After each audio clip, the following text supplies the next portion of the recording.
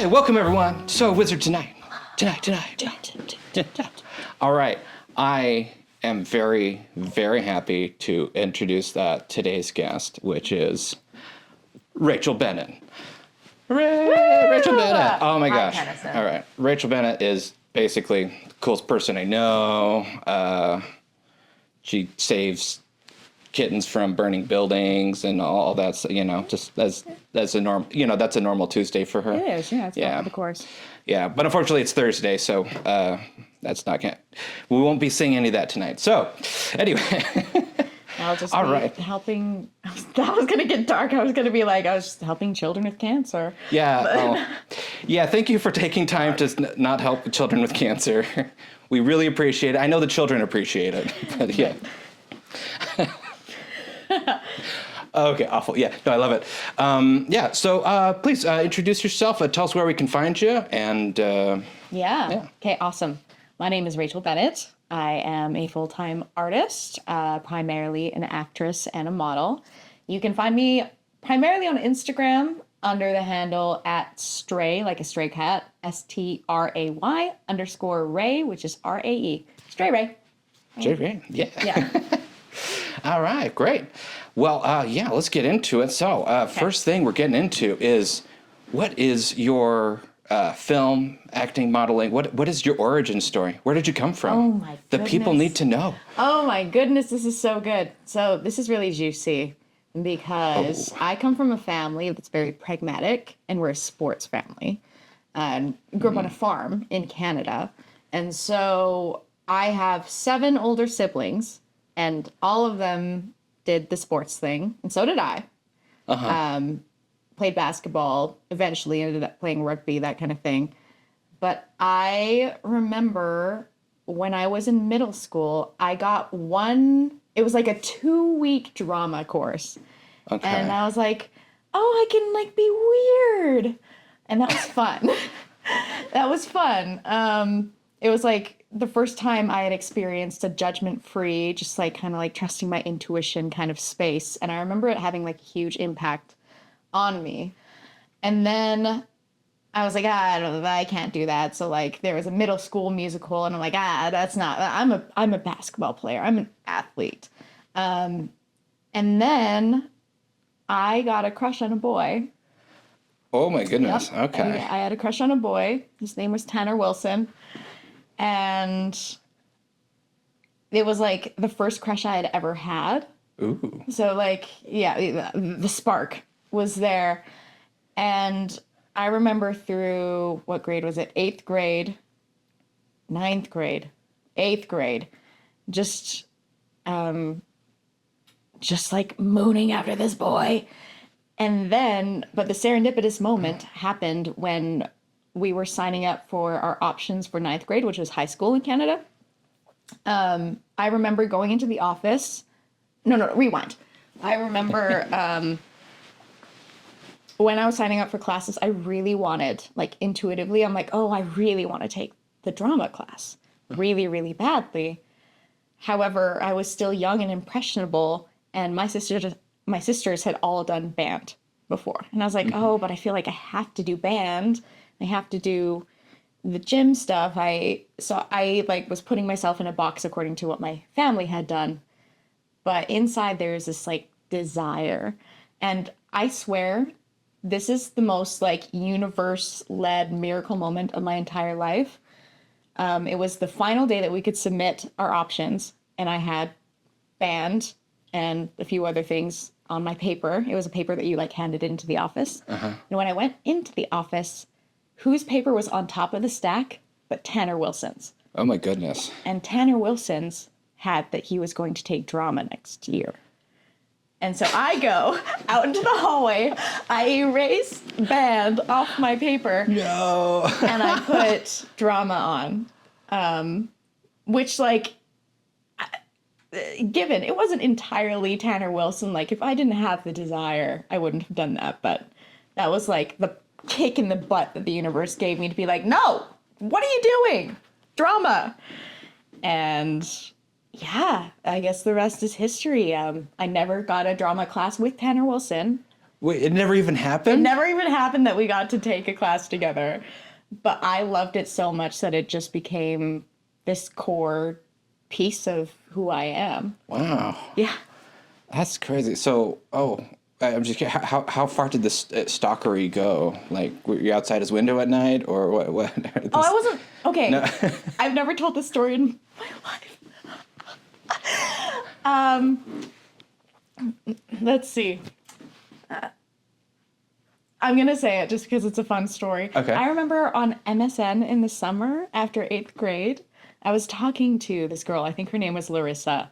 And I was so infatuated with Tanner Wilson. And I missed him so much because I couldn't see him in the summer. And I was on the farm. I was trapped. So I remember on MSN just typing out, I love Tanner Wilson. And then I meant to delete it, but I sent it. Oh, no. And she's just like, oh. And then I found out he had dated a girl and I was heartbroken and then I got over it. Oh, okay. Yeah. After some short voodoo curses, or like what? No, I don't remember. You're actually considering it. That worries me. I meant that as a joke, and you're just like, what did I? ill wishes to, nah. I Did was I? never, No. I've never been a vengeful lover Yeah, okay. or prospective dater. Okay. All right, so just get into it. What has work been like though? I guess more into the origin story of like, okay, so you've been into drama for so long. What where'd you go into film? Or Okay, yeah. So we'll pick it up where we took it. I came from such a small high school. We had 120-ish students in my graduating class. oh, okay. And so we actually smushed grades 9 through 12 into one drama class. And so there was really like nothing. Like, you know how Utah, they have full theater programs. Yeah. And like musicals or plays twice a year or whatnot. We didn't have that. We had one musical every 2 years. And so I did everything that I could to like get my hands wet, dirty, get my paws on opportunities. And so in grade 9, I was in All Shook Up. I played Lorraine. We didn't have, so Lorraine's usually played by a person of color. It's usually like a Romeo Juliet kind of scenario. However, we didn't have any people of color in my school up in Canada. So we changed it to, I was a honky-tonk girl, and the guy I was star-crossed lovers with was the... I actually had the exact same thing in 10th grade. Huh, interesting. Yeah, there was just, sorry there weren't any people of color in the drama program at the time. It's just... So did you do All Shook Up, or did you do like West Side no, we Story, did or? You Can't Take It With You. Okay, yeah. Yeah, and so there was a black character in it, and I was like, oh, well, can't... Yeah, well, so hey, there's Tennyson, grab him. So... Yeah.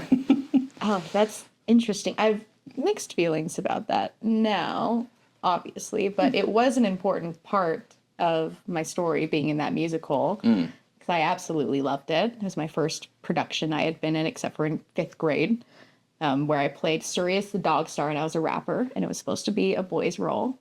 That was fun. And so, given that, there wasn't much opportunity available to me in Canada growing up, but I had this like fierce desire.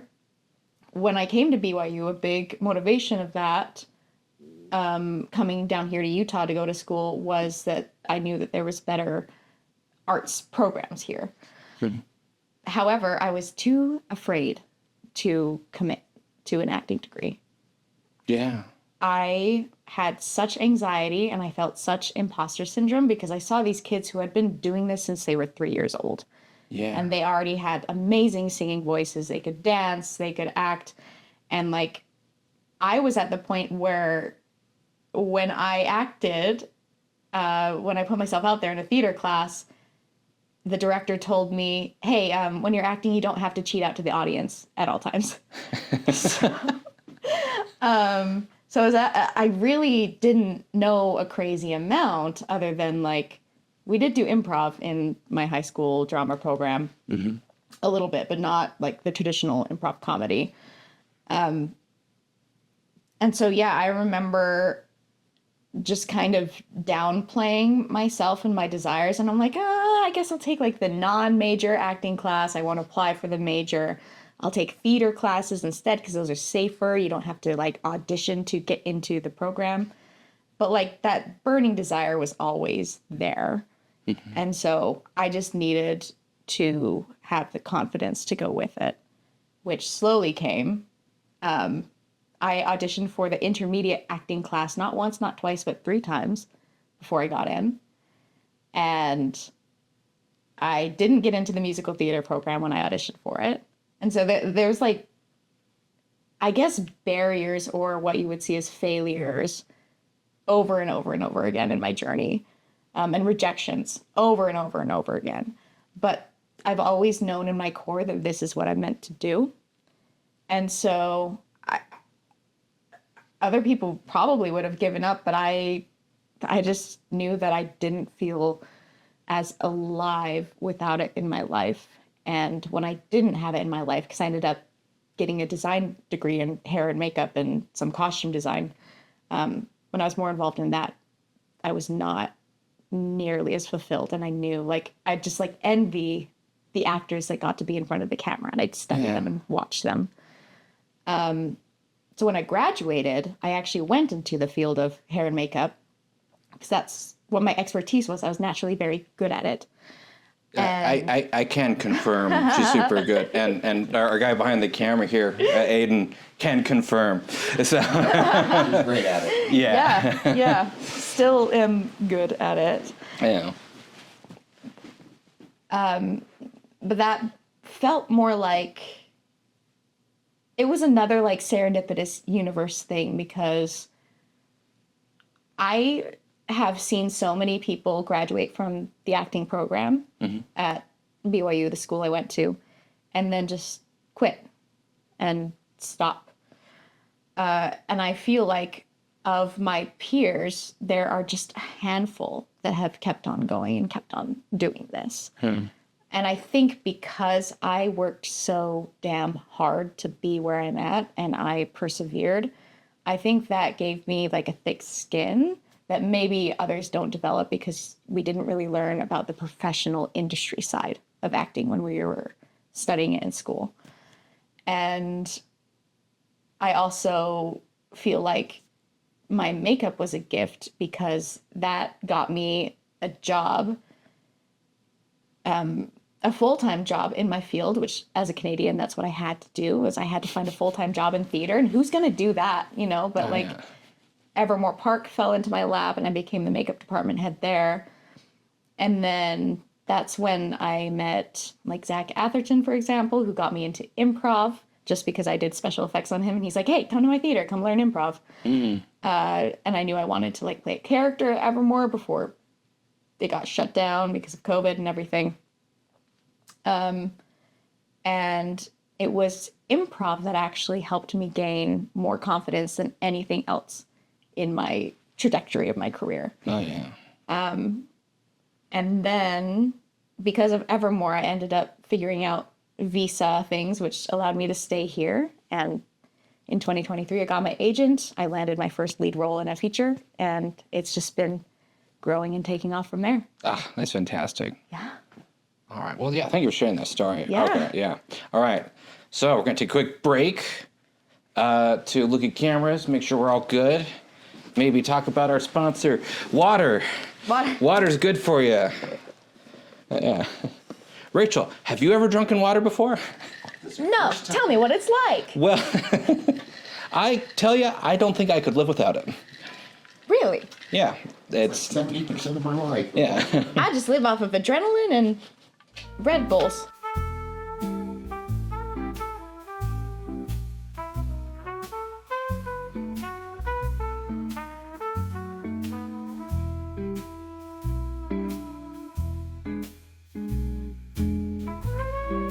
Okay. 70% gumption. Yeah. What is gumption? I've heard that word. I don't actually know what that word means. Like, it's the determination to, like, do it. Oh, gumption. Like, okay. but you can't say gumption without, like, doing this. With gumption. Gumption. Yeah. Gumption. The double fist shake is required. Would you like some gumption? All right. Gumption. Okay. All right. Cool. All right. So, part 2. All right. Yeah. What were we doing? Okay. No, I have it written down here. No. All right. So, all right. You mentioned, so you got into feature-length film. What do you have coming out now? What's coming out now? Okay. So, that first feature was called First Haunt, and that is about to finish its festival circuit. From what I know, it's gotten into, I'm thinking about the poster and all the laurels on the poster, like over 20 festivals internationally, like through the world. Wow, congratulations. Yeah. Thank you. And it's a rom-com. I play a ghost in it, and it's really fun. Fun. It's quirky. So First Haunt should be coming out to streaming services, or, once the festival circuit is done, we'll know what distribution will look like.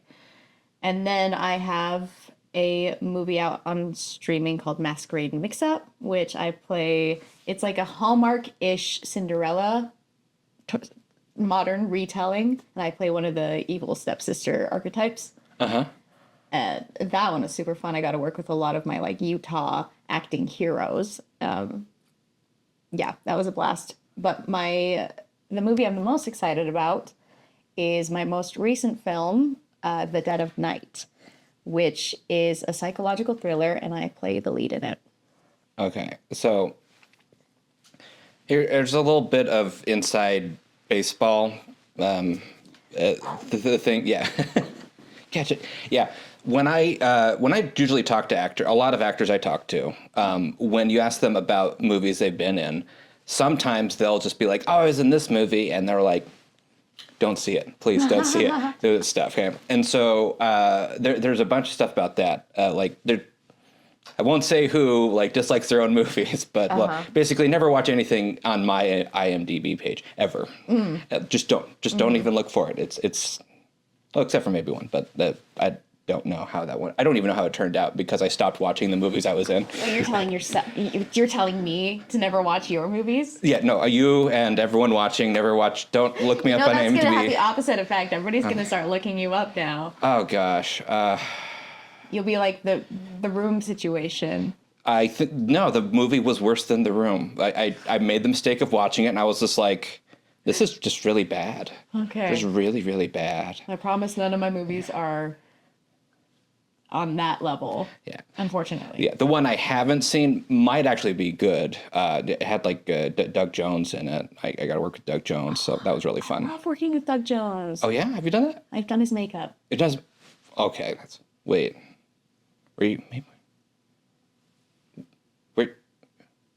Were you there years ago? No. I worked on, it was a Barrett and Jess Bergen Productions with Burgundy Productions. Recently, it's called The Angel. It's in festivals right now. Oh, okay. And Doug Jones plays the Angel. Yeah. He's so nice. Oh my gosh, he's a dear. He comes up to me and I was just working in the background of that one, just helping out and gripping and big gripping and paying, and he comes up to me and I'm breaking my back just doing this because we're doing 24-hour shoots. It was just really bad because his costume took 8 hours to put on. What was he playing? He was a demon. He was at. It was more crazy. That costume was crazy. Really? I'll show you pictures. Okay. It's really impressive. But yeah, he comes up to me and it's just like, "Oh, so what's your name?" Tennyson.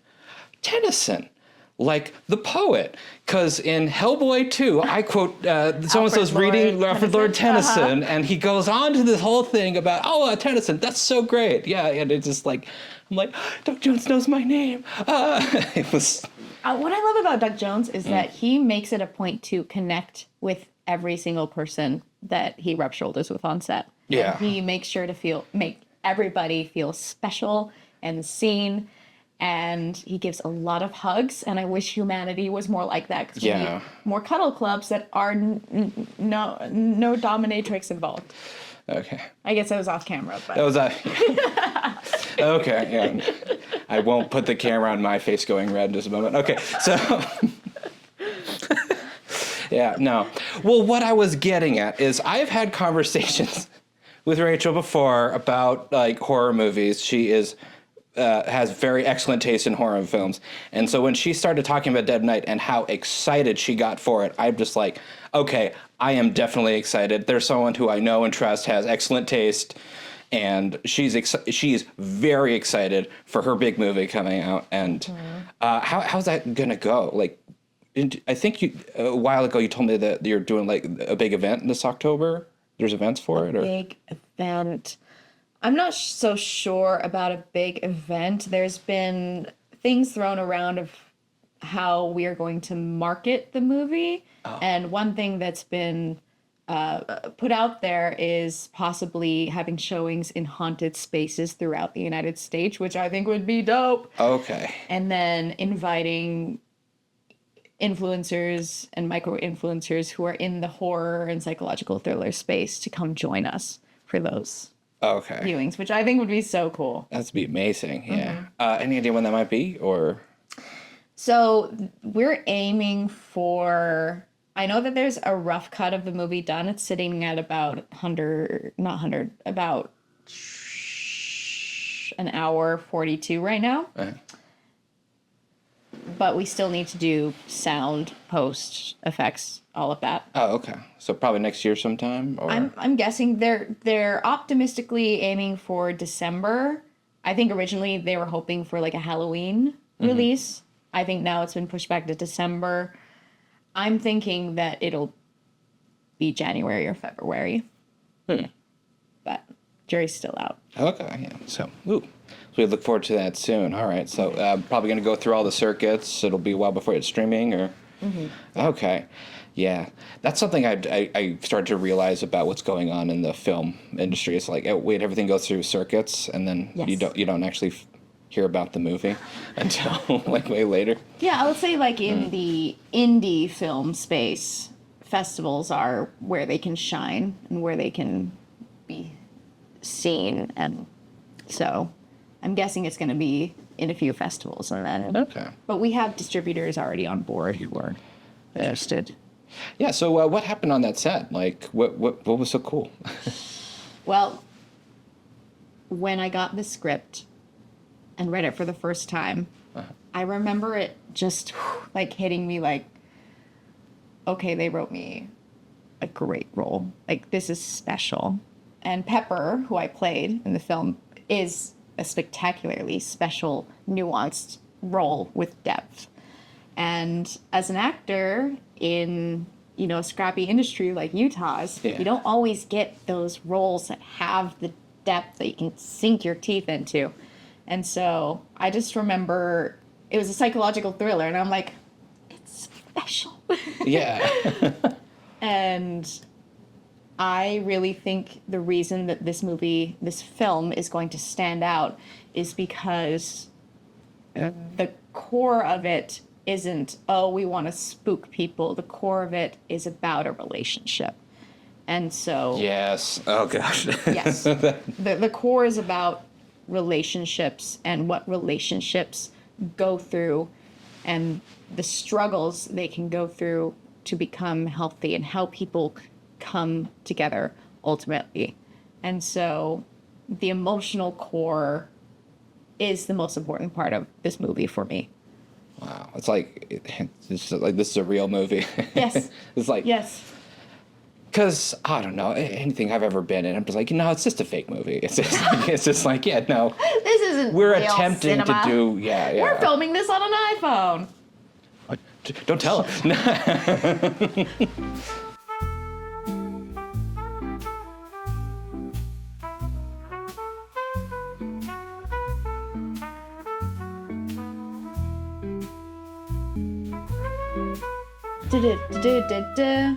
Apple.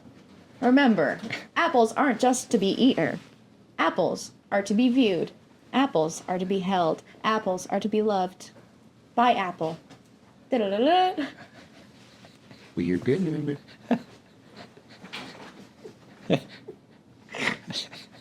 That's gonna be at the end of every one of my episodes now. Da-da-da-da. Like the jingle? Yes, apple. Or should do you have a jingle yet? I don't have a jingle yet. I was just gonna do like a thing with Cthulhu and just be like I would have just Cthulhu there just like typing on the computer and I'm just like, what? Are you trolling online again? No, bad. And then get a spray bottle. Bad Cthulhu, bad. And then, I don't know. Interesting. Just be like, cool, like. How is that gonna convert to audio, an audio experience? I don't know. It just made me laugh, so I thought of doing it. I'm just like, that'd be funny. I think that's a good reason to motivate your artistic choices. Did it make you laugh? Did it make you like feel a little spark of joy on the inside? Yeah, I'm actually quite nervous about this podcast because of that. Because it's just like, okay, so the interview part I'm very happy with. Like, Yeah. It's been going great and stuff. But like the stuff that I'm not interviewing with, I'm just like, is the world ready for my humor? Probably not, but I think I'll do it anyway. Do it anyway. Yeah. Of course, it's ready for your humor. Humor. Yeah. We'll see. All right. So getting back into it. All right. So when you're on set. Big stretch. Oh. Oh, did you hear that? That was Yes, crunchy. I did. It's crazy. Okay. All right. Yeah. Well, okay. When you're on set, everything always goes perfectly all of the time, right? Yes. Yes. Yeah. It's like, it's one of the best things about filmmaking, honestly, is that like there'll be a problem that happens, and then it's like, okay, we have a problem to solve in 30 seconds. Let's make it happen, Go. And then weird, crazy stuff happens that you never stuff. It's one of my favorite things about filmmaking. But yeah, tell us about it. Like, ever been on a film and things just went amazingly? Amazingly. Yeah. Or amazingly wrong. Amazingly wrong. That's what I mean. That's the subtext of this. Is like, yeah, no, everything goes wrong all of the time. Oh. I've been on so many film sets, and either I've just like blocked it off to immediately recall because of the trauma. Let's see. Oh my goodness. Have I had anything go immediately wrong? Immediately? Amazingly wrong. That's Oh yeah, term you use. things go wrong, so you gotta adapt. I mean, there was one time I was using a blood pump and it was supposed to be a stabbing. I know this isn't acting, so it's not as much fun, but there's a stabbing and it was supposed to be stab, blood gush, right? Okay. And we had this period specific white linen shirt that this guy was wearing. Uh-huh. And my rig goes off too soon. And so you see blood before the stab.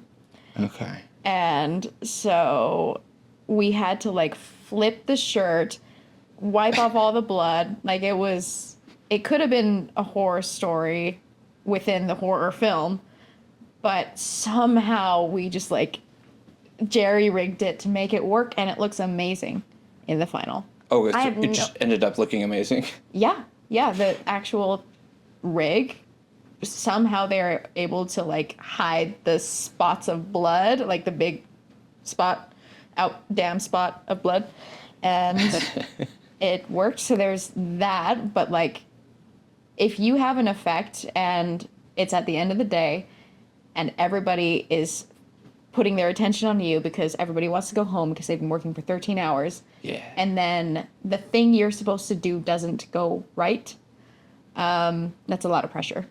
Oh yeah. It's so crazy. I don't even. Yeah, I want to, like, horribly wrong. I don't. Or just kinda wrong. No. There was a hailstorm once when I was filming with Devin Supertramp up in the mountains. Oh. Like, this huge wall of gray clouds comes in. It felt like Armageddon, and then just storm, and we had to take shelter under all these trees. We weren't sure if we were going to finish filming. It was like a Pokemon little spot. that he Filming a was doing. Pokemon thing? Yeah. And And the Pokemon used Hailstorm, and it was super effective. super effective. Yes. Ash, Yeah. I choose you. Yeah. And so you never can predict what the elements will do. There's one time in a desert when there was a huge windstorm and all of our equipment started blowing away. Okay, so It's wild. is this the weather against you in most during? Basically it's like God's like, hey, I'm sorry, but it's going too well. I need to spice things up a little Yeah, bit. it's just like bad karma has to go somewhere. So it's just get rained out. And, Yeah. Oh, that's rough. I know. I feel it's weird. I feel like a lot of the stories you're telling are like you get these roles or roles that are just you're so passionate about them because they seem really real. Like, which is funny because it's like I know you from doing improv comedy, and so we're usually joking around all the time. But like, do you find most of your roles are like that, or? I like being goofy. Yeah. I am finding more of a balance between my comedy and my drama these days. So my first two features were comedies, so I got to like flex that muscle. And then this one was definitely very dramatic. But I find that having the skill of doing comedy, because comedy is being present, being honest, no matter the weird situation that's happening around you. Yeah. Yeah. And to do well at dramatic acting, you need to be present. And so like Jim Carrey when he's doing dramatic acting. Oh, he's great. Incredible. Yeah. So you find these actors that are incredible in the comedy space, it just translates so well. And for me, like I need both sides. I am a multifaceted woman. So I would say that it's a good mix. I have an upcoming role where I'm playing a serial killer. It's very comedic. Just kidding. It's dramatic. No, it's not a comedy. Yeah. At least you're not going to play it as a comedy. You could. But, I could. Yeah. But then I'd get fired. And that would suck. And Yeah. I'm actually meeting with the director after this. Oh, okay. Yeah. So I do love those like meaty, heavy roles, especially because I feel like I have a fascination with the dark side of humanity and our own darkness, and even the idea of like coming to, what's the word I'm looking for? Finding peace within yourself within those dark places. And so I love exploring that world. I love psychology. I'm very interested in mental health. And so anything that allows me to dig into the psyche of a character is absolute gold for me. But then I'm also very playful and very fun, and I like doing improv, and there's a certain like dopamine rush you get from something coming to your brain and just like ripping it off. When the magic happens. When the magic happens, when it hits. You get upstage. You don't. I was telling the other person about this when I first started doing improv. I was doing it like from this weird place of fear. Mm-hmm. And so I would get up on stage and it would just be like, I would kind of black out and I would just block out that memory. Yeah. And then I would come to myself like, 2 or 3 hours later and everyone's like, dude, you did great. Yeah. I'm just like, yeah, I was stuff. And I just kind of blocked it out and it was not like the best thing emotionally for me. Yeah. But that's how I dealt with stage fright, I guess. Wow. So would you literally lose your memory? I don't Or remember. like, I don't remember. Was it like a disassociation? It was a dissociation, Yeah. but I don't know if I Juicy. didn't do things. I want to play a character like that. Okay. It just That's so interesting. Like, do you hate that about yourself and your former comedy? Or was it like an interesting science experiment of like, oh, interesting, this is what my psyche's doing to cope with this? it was well, learning how to cope with it later became the problem. I dealt with a lot of depression and stuff for years, and so once I started, actually dealing with the depression, actually overcoming it and stuff, I was able to look back at that and be like, oh, that wasn't normal. Oh, and so I just kind of look at it like, oh, so there's like, I don't even know. I guess I was decent at improv. I don't know how good. I have no idea if I was any good at it. I was just like, huh.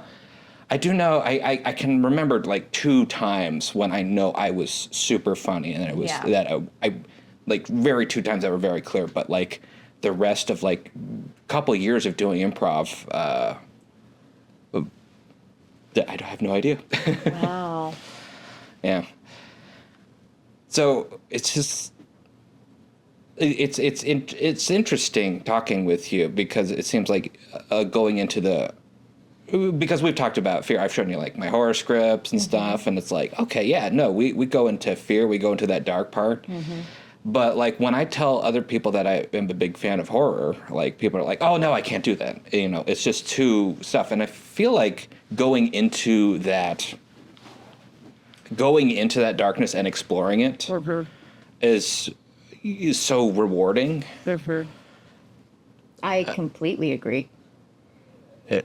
It's not like rewarding, like, oh, we like seeing that. It's just like exploring that. It's actually how you really overcome that sort of like trauma or depression. It isn't by pushing it away. It isn't by disassociating. It is by like exploring it and coming to understand it. What's really funny is that a major theme in The Dead of Night is the idea of, oh, we're not afraid of what's in the dark. We're afraid of what is coming in the light. And so the idea of like people seeing our shame, people seeing the darkness within us, and it coming to light, and how that's actually what we're afraid of. Because we know, we're familiar with the dark. We're friends with the demons inside of us in a way, because we keep them hidden, we keep them fed. But when they come to light, that's when you actually have to feel what's being required of you to feel to face those demons. Yeah, that is something I learned like 3 years ago, maybe 2 years ago. Is a fear is your best friend. Because it shows you it shows you where to go. Yes. It shows you what's real, and it's like, oh, it's it's a bit, I don't even know how to describe it. I'm at a loss for words. I just feel like, guys, I think we're really going to enjoy this movie. I think this movie sounds fantastic. I'm very excited for it. I hope that it translates as well to an audience as it felt when all of us were making it. Because I swear all of us were in this communal flow state, and all these serendipitous things just kept on happening that just clicked and made things feel right. So yeah, I hope that it translates to an audience as much as it did the feeling of making it. Yeah. Well, I think it'd probably be a good place to stop. I had a great time talking with you, Rachel. I think everyone had a great time listening to you, That was great. Well, real quick again, would you be able to plug yourself one more time? Yes. Apple. Take a bite. Just like in the Garden of Eden. Plug myself. I'm Rachel Bennett. You can look me up on IMDb as Rachel Bennett. I'm also on social media platforms as Stray_Ray, so STRAY_RAE. Please follow me there. I would be happy to have you. I post about my acting journey. I post about modeling. I post about all of the mindset things that I'm learning as I go on this journey of being a full-time artist, which is a wild journey. And I just love people. And I love telling stories. All right. Is that good enough? That's totally good enough. Okay. All right. Thanks so much, and thanks again for joining. You can find me at _wizard. It's so wizard. Don't look me up on IMDb. Now the outro is just Cthulhu roaring like. Please put that at the end. Okay, yeah, definitely. All right, thanks. Have a good night, all you beautiful people. Good night. Good Or good day. day. Well, Depending on, yeah. good Good middle day, of sir. both. Good mid-eve. Yeah.